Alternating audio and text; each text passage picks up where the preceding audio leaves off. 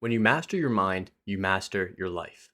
Now, when people ask me, how do I become obsessed with my goals? How do I make it to where every day I just wake up and want to do the actions that I know I need to do to reach the goals that I know I want? It comes down to one simple thing. What is the biggest influencer of our actions? And the simplest way to put it is that our feelings influence our actions. Now, our feelings do not determine our actions, and we'll explain why that is. But if you want to begin mastering your actions, being able to do the things you know you should do, being able to do the things, even though you may not want to do them, you're still willing to do them. It starts with mastering your feelings and the person you see yourself to be. So, when we begin looking at how do we change our feelings to match our actions, we need to understand how it first works. When you come home from work and you have a stressful day, when you've had a hard day of business, your clients were unhappy, what is it that you do to relieve the stress? You might see that when you're stressed out, the first thing that you do is pick up your phone and start watching TikTok. The first thing you do is begin doing unproductive stuff to relieve the stress. You have these certain habits built up in your life that you default to because your brain believes them to be easy. Your brain has been, we could say, tricked into believing that by doing these unproductive habits, you will then be able to relieve that feeling. So, when you come home, when you start eating bad, when you don't go to the gym because you feel stressed, you feel anxious, you feel overwhelmed, you feel like you've had too hard of a day to do the things you know you should do, why is that? Well, you had this feeling. It's not that you forgot you should do the productive stuff. It's that you had this feeling that made you sway into doing the things you know you shouldn't do. And there's a few layers to this. So, when we have these actions that are unproductive, one of the things we want to look at is what was the feeling that triggered this? And we're going to start breaking this down here. So, when we have these feelings here, and so say for example, we had the feeling of being stressed, what did we end up doing? Well, when we felt stress, we began scrolling, we began doing unproductive habits. Some people go to drinking, some people go to pornography, some people go to these different actions that they don't want to do. They know they shouldn't do them, or they make the excuse that they're allowed to do them because they feel this way, and then they fall into this spiral. Things happen, they feel a certain type of way, and then because of that feeling, they do the negative action. But what caused the feeling? Well, the feeling is caused actually by how we think and the thoughts that we have. An example of this might be, say for example, you're driving. You're trying to go to a certain destination and somebody cuts you off. So we got cut off. What are the feeling? Well, not what are the feelings. What are the thoughts we have because we got cut off? Well, because we got cut off, we might be angry. What happens then when you're angry? Well, when you're angry, it then leads to being stressed, and then you start scrolling your phone, you start complaining to other people, and start doing the negative actions that you didn't want to do. What happened here? Well, we had an event. We had something in our life that triggered a set of beliefs in our mind. Say, for example, I got cut off. If you got angry, what might I do? Well, I may not be the person that gets angry when someone cuts me off. My first thoughts, instead of getting angry, instead of complaining and saying, why is this happening to me, is asking, how can this work for me? I may be thankful that this happened to me. I'm thankful this person got to where they want to go. I'm grateful for the experience, and I use it as a chance to flex my beliefs, to train my beliefs, to be guided spiritually. I know everything in my life happens for me. Because I have that thought, this event doesn't get me angry. Instead, this event might actually put me in a state of love. It might put me in a state of gratitude. I may just smile because I understand that the old version of me would have gotten angry, would have gotten stressed, and then would have had some negative habit that happened because of that. And it might not just even be getting cut off. It may just be a client complaining to you. It may just be somebody in your family making a remark. There's so many different things in our life that can trigger certain people, but we have no control over our thoughts, over our feelings, until we have no control over our actions. You cannot have control over your actions until you have control over the feelings you have, and the feelings that you have will be based off the beliefs and your philosophy about the world around you. And so when I get cut off, instead of getting in this extremely low state, instead of feeling pain, instead of wishing it didn't happen to me, I may feel love. Because I feel love, what are the feelings that I have? I may feel joy. You can honestly put love over here, and instead, angry can just be the emotion and the feeling. But instead, I want to use the other one. Why to me? Why did this happen to me? Versus we could say grateful, thanking. Because these are the thoughts that I have, instead of asking why this happened to me, why can't this guy go somewhere else? Why does he have to cut me off? I'm grateful. I'm thankful. That puts me in a state of love and joy. And when I'm in a state of love and joy, I'm productive. My actions are aligned with my higher self. But see, the person that isn't able to control these thoughts, these feelings, then has actions that they cannot control. They wonder why it's so hard for them to kick the habits, even though they know what they should be doing. Even though at the end of their day, after they've worked, they know they should be reading, they know they should meditate, they know they should eat healthy. They cannot control it. It's because it starts with the internal, the thoughts and feelings that they're having about your environment. You can see here our environment does not determine our actions. It does not determine the person that we are. It is our reaction to our environment and the way that we label it, which plays such a big role. And so when anyone's coming to me and they're asking, why am I not obsessed? Why do I not can't spell today. Why am I not obsessed? Why don't I take action? Why don't I go all in on my goals, even if I'm normally a productive person, a disciplined person? Why is it that some days I just cannot kick it? I ask them, what are the feelings that you're feeling? What feelings are you mixing with the thoughts that you're having? And what are the actions you're then having based off of that? So when we come down here and we want to improve our action, we need to first manage these thoughts and feelings. We need to understand the way that we take action so that we can begin changing the results that we're having. And so, how do we begin changing some of these things? Think, feel, act. We need to manage this trio over here, which is going to determine what we do with our life, the person we're being. Of course, there can be different things that happen. Say, for example, let's start with had a hard day. This is just the catalyst. When you have a hard day, you need to understand what are the thoughts that you're having about that? What are the excuses that you're making that are causing these bad habits? When certain triggers are happening throughout your day, sometimes even triggers that you're putting onto yourself, what is then the spiraling result of that? Because it can either spiral you up in your emotions and your feelings and your energy, or it can spiral you down. When you have a hard day, what are you looking at that as? What are your thoughts about that? Are you feeling productive? Are you telling yourself that was a good day? Grateful I made it through. I'm proud of myself. Or are you viewing it, say, for example, as stressful? What are the thoughts you're having about that? You're wishing today was easier. You're wishing you didn't have that meeting. Or are you grateful you went through it? Are you proud of yourself for what happened today? Are you grateful for the learning experience? Because what you have thoughts about that will then determine the feelings that you have. Say, for example, I tell myself the story that today was tough, that I had a really rough day. What are the feelings that I'm having? Well, I may be having feelings of fear, of doubt, of shame, wishing I did better, wishing that I didn't have to live like this, wishing I could live a different life. And when I have these thoughts, the feelings that you're having are never going to be positive. You are putting thoughts in your head that are then eliciting the feeling. Because you're focusing on the negative, that is what you will feel. Where focus goes, energy flows. And so when our focus is on the negative, we will then feel the negative. But when our focus is on the positive, guess what's going to happen? Where focus goes, energy flows. And so when I think productive thoughts, what ends up happening? I have productive feelings of love, of joy, of pride. I'm proud of myself. I feel amazing. I feel good. I know today was a hard day, but I'm grateful I experienced that because it's a learning experience. When my focus is on that, guess what ends up happening? I just want to keep taking actions that align with that. I want to continue working because I tell myself I love working. That's where my focus is. I'm in a higher energy level. When you feel motivated, when you feel good, when somebody tells you you are on the right path, how do you feel? You feel good. You want to keep going. You want to do more work. You're inspired. And so you continue doing the productive habits. You read, you work, you meditate, you do the things you know you should do. And here's the thing with these actions. When you're trying to change the negative actions, you need to give yourself a substitute.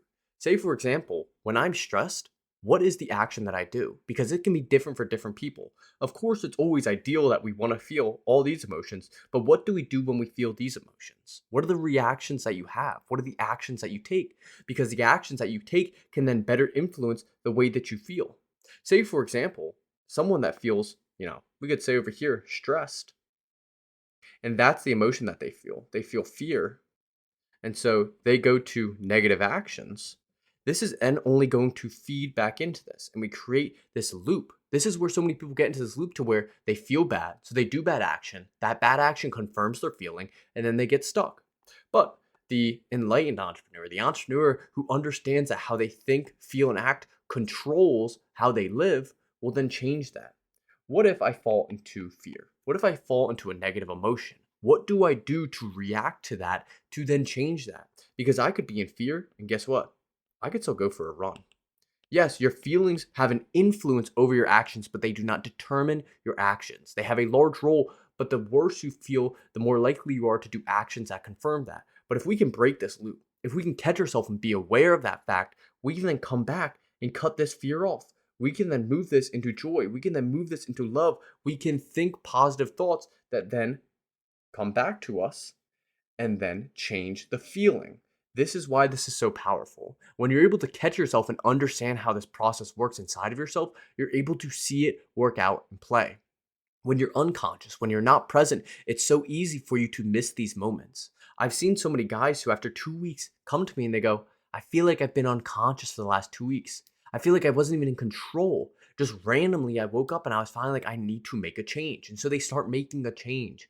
But if you're not able to have that level of awareness, which the biggest way to begin cultivating that has been working on this and meditating, you can get into these loops of just spiraling down and down and down and down, coming all the way down here to your lowest emotions until you're finally at this do or die stage, this survival instinct that you realize you either need to make a change or things are not going to get better. You don't want to be in this do or die stage because that do or die stage ends you up at rock bottom.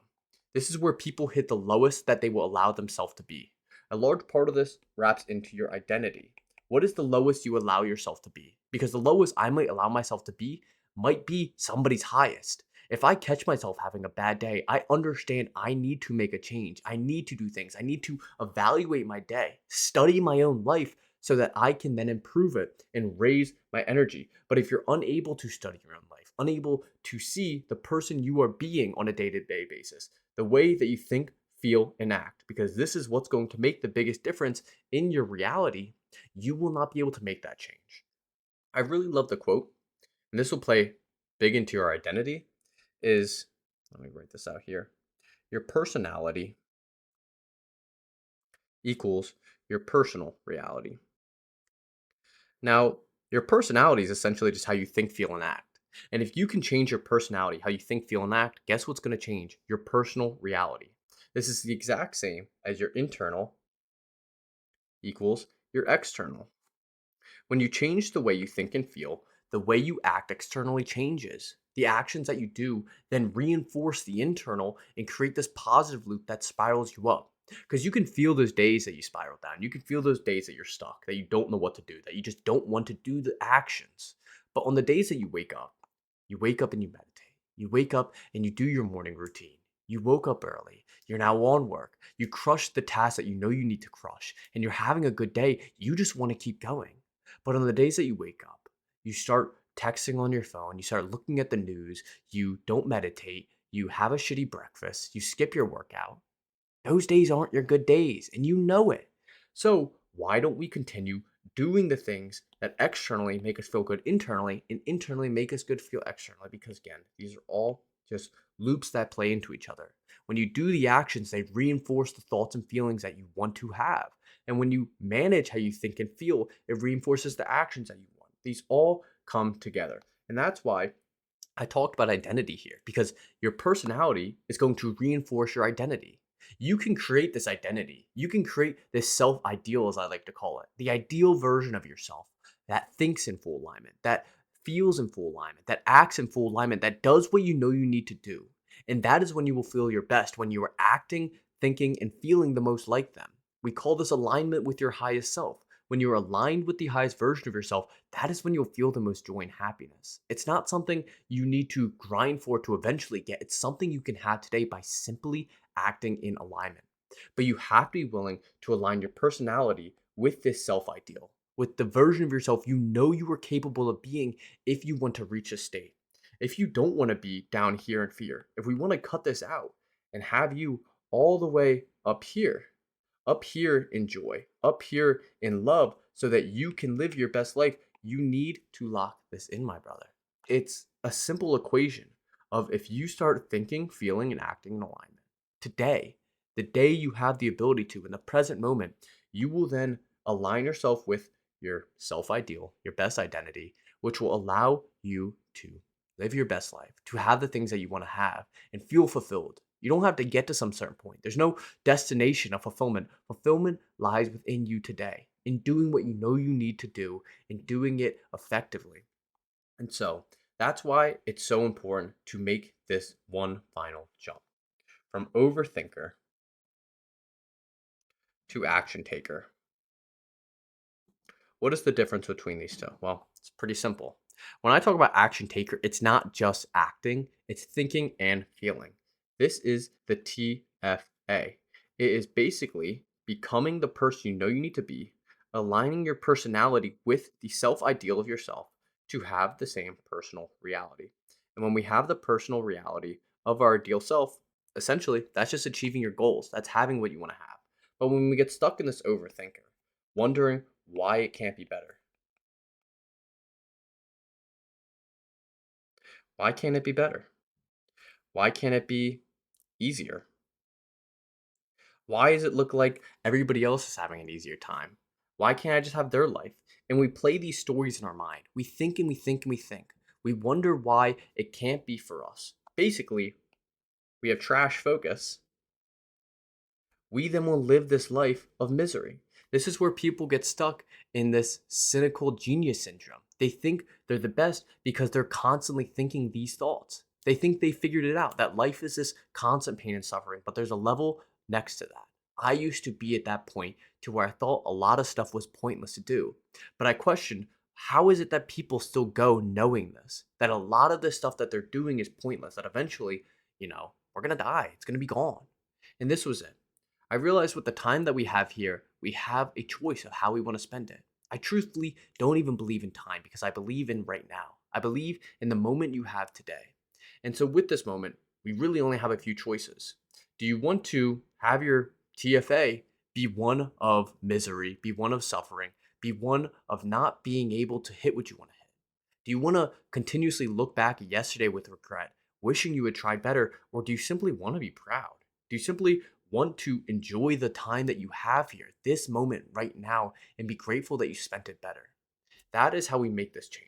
When we talk about becoming obsessed, you need to become obsessed with you. Become obsessed with being the best version of yourself.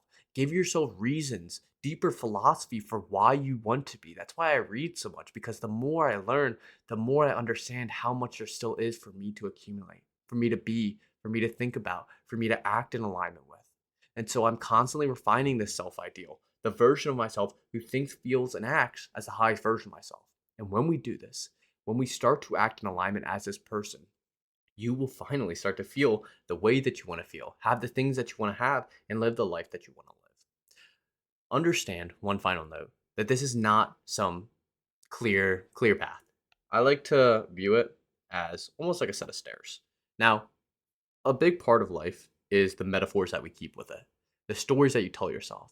Again, we think back to the story of the person, I believe it's up here, that got cut off, the stories that they tell themselves. So we don't always want to tell ourselves that life is this uphill battle, but I want you to understand that there's levels to it. Every level that you get to is going to have a new challenge. There's going to be a challenge here, and there's going to be a challenge here. And there's going to be a challenge here, and there's going to continue to be challenges. Those are never going to end, but you just get better at tackling the challenges, at dealing with the challenges and overcoming them. We have to be grateful for our blessings and our challenges, because if we want blessings, we have to always want challenges to learn and to improve. And so understand there's going to be bumps in the road. It's not always going to be smooth. You're going to sometimes have trouble thinking, feeling, and acting in alignment because you may need to change your self ideal and the person you're becoming along the way.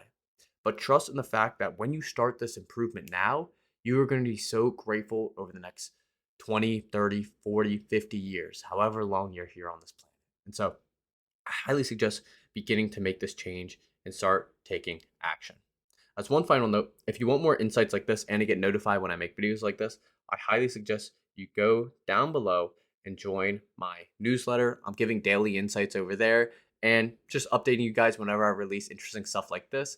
And you might find a little bit of value inside of there. So highly suggest go down in the description and join on inside of there. We have a lot of really successful online entrepreneurs that are getting daily insights from me. If you have any questions, feel free to leave them down in the comment section. I'd love to help you guys out.